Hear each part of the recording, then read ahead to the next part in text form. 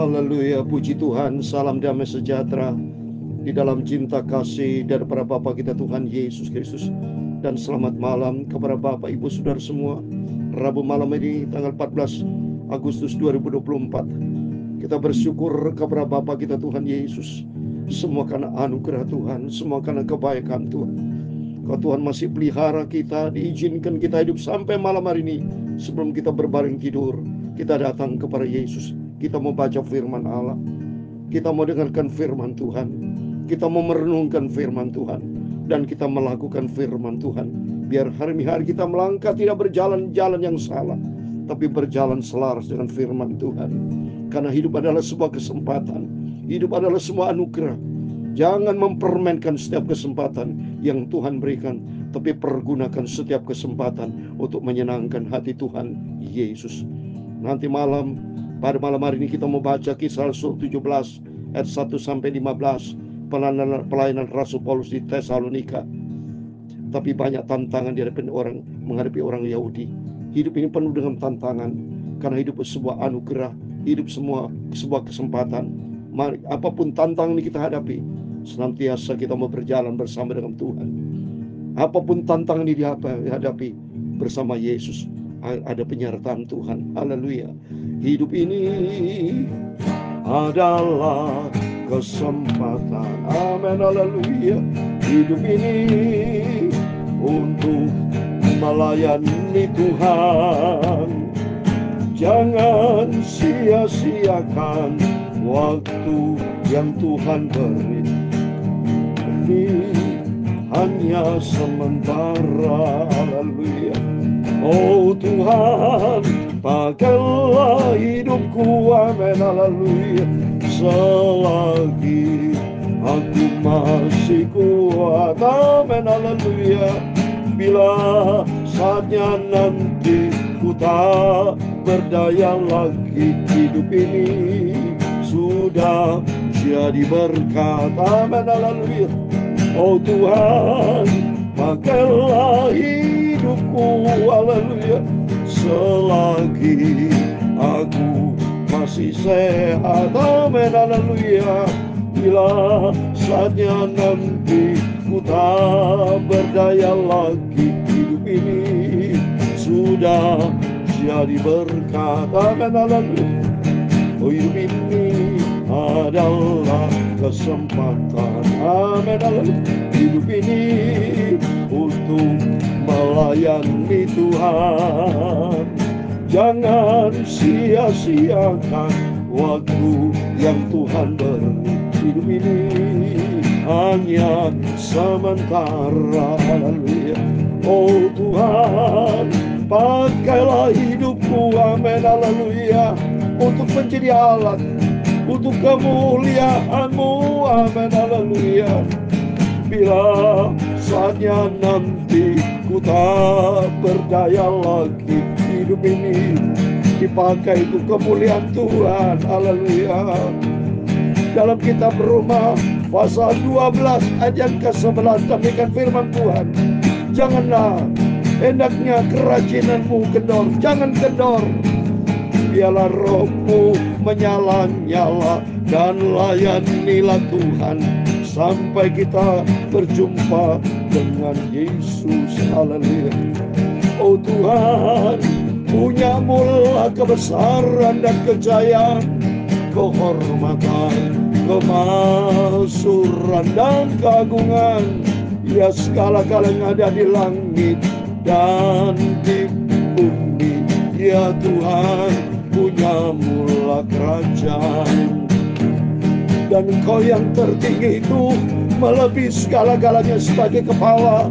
Sebab kekayaan dan kemuliaan berasal daripada-Mu. Dan Engkau-lah yang berkuasa atas segala-galanya.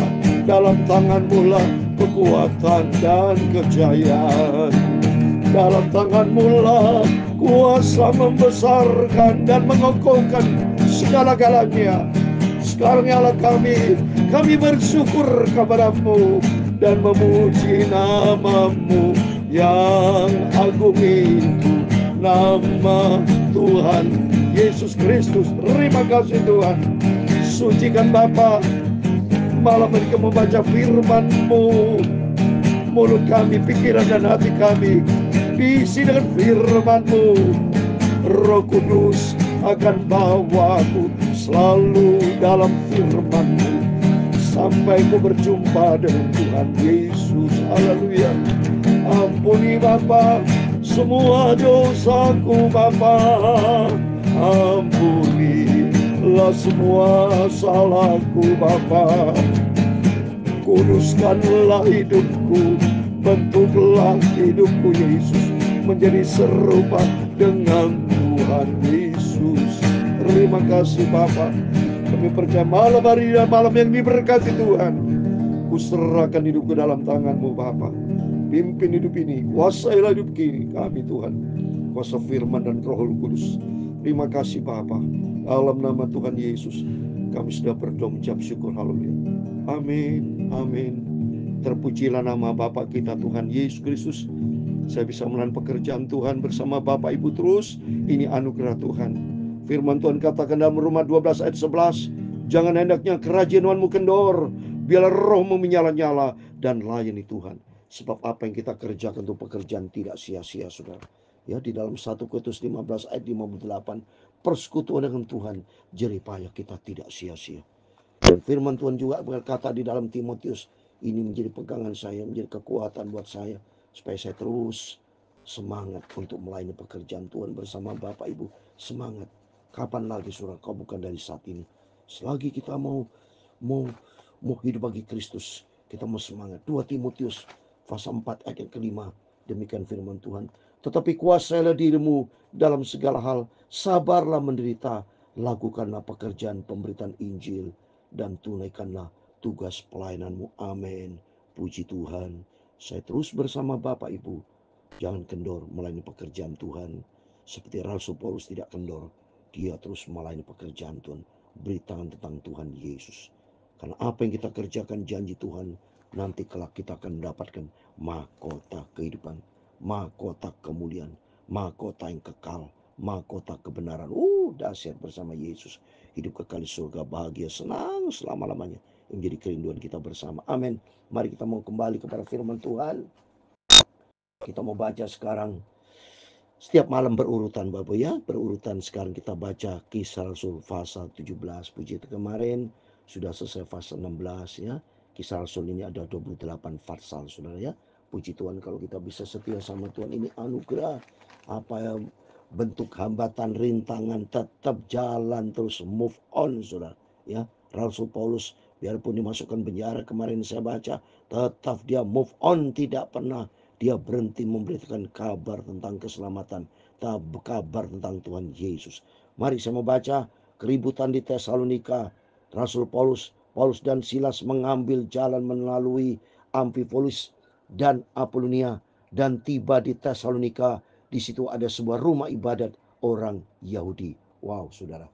Perjalanan Rasul Paulus luar biasa. Dia berangkat terus sampai di Amfipolis dan Apolonia. Itu di daerah Tesalonika.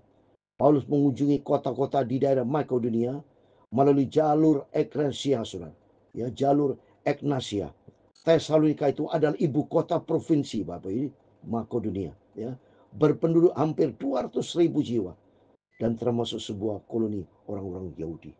Jadi Tuhan pakai Rasul Paulus supaya banyak orang Yahudi, karena Rasul Paulus ini kan orang Yahudi, supaya mereka bisa menerima kebenaran firman Allah, diselamatkan. Karena firman Allah katakan Tuhan tidak mau satu jiwa binasa, tapi Tuhan mau supaya semua selamat percaya kepada Tuhan. Tapi saya yakin pasti ada tantangan. Mari kita baca berikutnya ya. Seperti biasa Paulus masuk ke rumah ibadat itu 3 hari Sabat berturut-turut, dan ia membicarakan dengan mereka bagian-bagian dari kitab suci. Nah, coba nih saudara. Ya, ini mereka membaca Alkitab, membicarakan dengan mereka bagian dari kitab suci. Berarti baca Alkitab. Jadi jangan sampai ada hamba Tuhan yang menyarankan tidak perlu baca Alkitab. Ngawur, sesat itu. Ibu itu bertobat itu. Jadi saya ini karena prinsip baca Alkitab ini prinsip ajaran yang fundamental, prinsip dari Tuhan Yesus. Baca Alkitab, renungkan firman Tuhan dan menjadi pelaku firman. Bagaimana bisa khotbah Bapak Ibu kalau tidak pernah baca Alkitab? Ngawur nanti khotbahnya saudara. Sekolah pada bisa menjadi dosen yang ajar kalau tidak pernah baca buku. Jadi itu prinsip itu kalimat yang prinsip salah fatal itu, bertobat itu ibu ya. Jadi saya sebagai abatan saya usia 68 tahun, saya lebih senior dari ibu itu. Saya sudah 63 tahun melakukan pekerjaan Tuhan. Ya, supaya bertobat, jangan memberikan ajaran-ajaran yang salah. Jangan memberikan ajaran yang menyimpang dari firman Tuhan, tapi ikuti firman Tuhan. Jangan kita sombong, jangan kita merasa pintar, tapi mari kita dipakai Tuhan rendah hati, makin dalam dengan Yesus, makin lebih cinta Tuhan, menjadi pelaku firman. Hidup kita bukan menjadi batu sandungan, tapi hidup kami menjadi berkat. Ya, jadi para hamba Tuhan yang masih muda-muda saya nasihatin supaya rendah hati, banyak datang berdoa sama Tuhan. Minta urapan Tuhan, minta hikmat dari Tuhan. Baca sendiri firman Tuhan. Bagaimana mau tidak baca Alkitab? Mau sekolah Alkitab harus baca Alkitab, saudara. Ya, sekolah Alkitab harus baca Alkitab. Ya. Bagaimana tidak baca Alkitab bisa mengerti ajaran sesat. Seperti orang tidak pernah baca buku. Tidak pernah baca buku, bagaimana bisa mengajar dasarnya dari mana? Ini firman Allah kata, berturut-turut yang membicarakan dengan mereka bagian dari kitab suci, membaca firman, bahas firman Tuhan. Ia menerangkannya. Nah ini, membaca Alkitab bisa menerangkannya kepada mereka dan menunjukkan bahwa Mesias harus menderita dan bangkit dari antara orang mati. Lalu ia berkata, inilah Mesias, yaitu Yesus yang kuberitakan kepadamu. Rasul Paulus dipakai Tuhan karena baca Alkitab. Diurapi Tuhan, bisa mampu menjelaskan sehingga banyak jiwa-jiwa dimenangkan. Lihat ini saudara, berapa orang dari mereka menjadi yakin dan menggabungkan diri dengan Paulus dan Silas, dan juga sejumlah besar orang Yunani yang takut kepada Allah, dan tidak sedikit perempuan-perempuan terkemuka. Amin. Dengan urapan Tuhan, Rasul Paulus dipakai Tuhan sehingga banyak jiwa-jiwa dimenangkan. Sehingga mereka apa? Yakin dan percaya akan Tuhan Yesus. Dipakai Tuhan, saudara. Tapi orang Yahudi menjadi iri hati dengan dibantu oleh beberapa penjahat dari antara petualang-petualang di pasar. Mereka mengadakan keributan dan mengacau kota itu. Mereka menyerbu rumah Yason dengan maksud untuk menghadapkan Paulus dan Silas kepada sidang rakyat. Coba, saudara. Memang banyak tantangan. Malah ini pekerjaan Tuhan tidak mudah, saudara. Banyak tantangan. Tapi yang penting, berikan berita firman Tuhan benar. Tantangan bisa positif, bisa negatif. Kalau kita mengajar yang salah, tantangannya salah, saudara. Jadi menghadapi tantangan, tapi kalau kita menghadapi tantangan, tapi kalau ajaran kita benar, pembela kita Tuhan Yesus. Tuhan tidak pernah tinggal. Yang penting ajarkan firman Allah dengan kebenaran yang sesuai dengan apa maunya Tuhan. Jangan menyimpang ke kanan ke kiri, tapi sesuai dengan apa yang maksud Tuhan. Maka pentingnya kita urapan Tuhan, hikmat dari Tuhan untuk menyampaikan firman Allah. Karena ada firman Allah adalah Tuhan Yesus sendiri. Ya, tapi ketika mereka tidak menemukan keduanya, mereka menyeret Yason dan berapa saudara ke hadapan pembesar-pembesar kota sambil berteriak katanya, orang-orang yang mengacaukan seluruh dunia telah datang ke kemari. Wah, puji Tuhan ya. Paulus dan Silas di dalam perlindungan Tuhan waktu mereka mencari Yason, ya, karena Yason itu bagian daripada dia pengikut Paulus dan Silas. Tapi Paulus dan Silas dalam perlindungan Tuhan tidak ditemukan. Tapi Yason ketangkap, saudara ya. Dan ayat ke-7, dan Yason menerima mereka menumpang di rumahnya. Mereka semua bertindak melawan ketetapan Kaisar dengan mengatakan bahwa ada seorang raja lain, yaitu Yesus. Ketika orang banyak dan pembesar-besar kota mendengar semua itu, mereka menjadi gelisah. Tapi setelah mereka mendapat jamin dari Yason dan dari saudara-saudara lain, mereka pun dilepaskan. Amin. Tuhan pakai Yason. Mari kita sama-sama Tuhan bergandengan tangan dalam pekerjaan Tuhan. Terus beritakan Injil, berita tentang Tuhan Yesus. Ada besar upah di sorga, saudara. Terus berikutnya ayat 10. Tapi pada malam itu juga segera saudara-saudara itu menyuruh Paulus dan Silas berangkat ke Berea. Setibanya di situ, pergilah mereka ke rumah ibadat orang Yahudi. Wah, luar biasa. Saat ini Paulus sampai di Berea. Berea itu rumah ibadat orang Yahudi, saudara. Berea itu terletak sekitar 75 km sebelah barat dari Tesalonika di suatu distrik Makedonia lainnya. Sebuah kelompok Yahudi bertemu secara teratur di Berea untuk belajar dan berdoa. Wah, luar biasa, saudara. Jadi Rasul Paulus dipakai Tuhan untuk memenangkan orang-orang Yahudi. Dan akhirnya sampai di Berea. Dan ternyata kuasa Tuhan dinyatakan. Mari ayat 11. Orang-orang Yahudi di kota itu lebih baik hatinya daripada orang-orang Yahudi di Tesalonika. Karena mereka menerima firman itu dengan segala kerendahan hati. Dan setiap hari mereka menyelidiki kitab suci untuk mengetahui apakah semua itu benar demikian. Coba ini. Ya, ini Alkitab tertulis lagi. Mereka menyelidiki kitab suci berarti membaca firman Tuhan. Tidak ada ayat yang tidak baca firman Tuhan, saudara ya. Jadi sekali lagi saya tekankan, mari semua Bapak Ibu ikuti firman Tuhan, selidiki firman Tuhan lebih dalam, dan makin hari makin cinta Tuhan kita nih. Banyak di antara mereka menjadi percaya nih, karena membaca Alkitab, memiliki firman Tuhan, kita menjadi percaya, dibangun iman kita dengan firman Allah. Baca dalam Roma 10:17. Firman Allah itu karena pendengaran kan firman Kristus. Karena baca firman, bagaimana Pak Boy bisa terbangun iman ini kalau tidak pernah baca Alkitab? Tidak bisa, baca Alkitab. Banyak di antara mereka menjadi percaya. Juga tidak sedikit di antara perempuan-perempuan terkemuka dan laki Yunani. Wah, dahsyat. Melalui pemberitaan firman Allah, banyak jiwa-jiwa dimenangkan Tuhan pakai Rasul Paulus. Dan juga, mari Bapak Ibu dipakai Tuhan bersama saya untuk memenangkan banyak jiwa-jiwa untuk kemuliaan Tuhan, saudara. Tapi ketika orang Yahudi dari Tesalonika tahu bahwa juga di Berea telah diberitakan firman Allah oleh Paulus, datang juga mereka ke sana menghasut dan menggelisahkan hati orang banyak. Tapi saudara-saudara menyuruh Paulus segera berangkat menuju ke pantai laut. Tapi Silas dan Timotius masih tinggal di Berea. Ayat 15 yang terakhir. Orang-orang mengiring Paulus menemaninya sampai di Athena. Lalu kembali dengan pesan kepada Silas dan Timotius supaya mereka selekas mungkin datang kepada. Amin. Budaya luar biasa di Athena, saudara. Ya, 2 ribuan tahun yang lalu sudah ada Athena ini.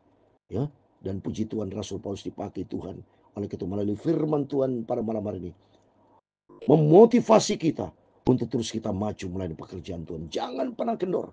Firman Tuhan katakan dalam Roma 12 ayat 11. Biar kerajinanmu jangan pernah kendor. Semangat melalui pekerjaan Tuhan.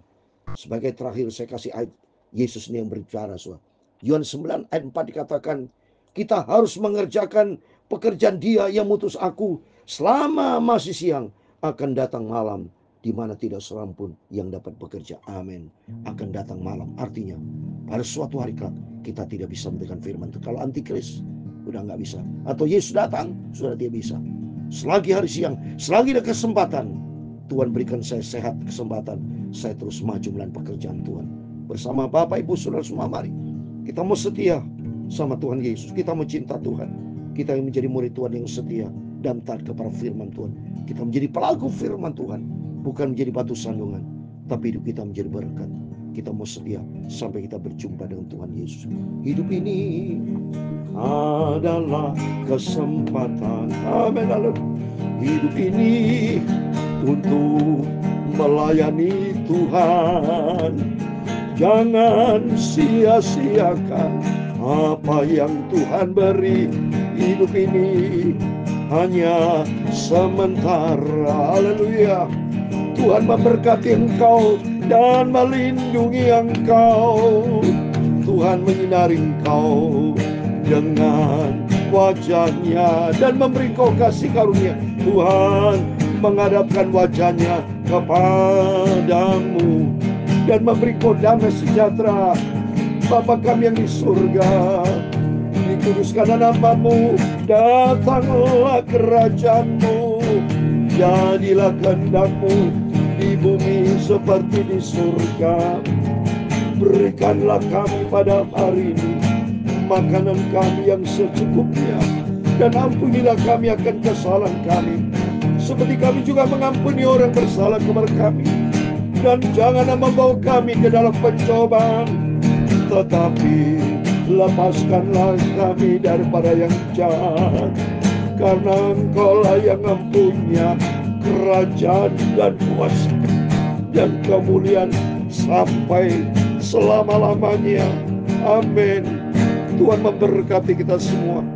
Berjaga dan berdoa. Maju terus melalui pekerjaan Tuhan sampai kita berjumpa dengan Tuhan Yesus. Ada besar upah di surga. Amin. Immanuel, puji Tuhan. Haleluya.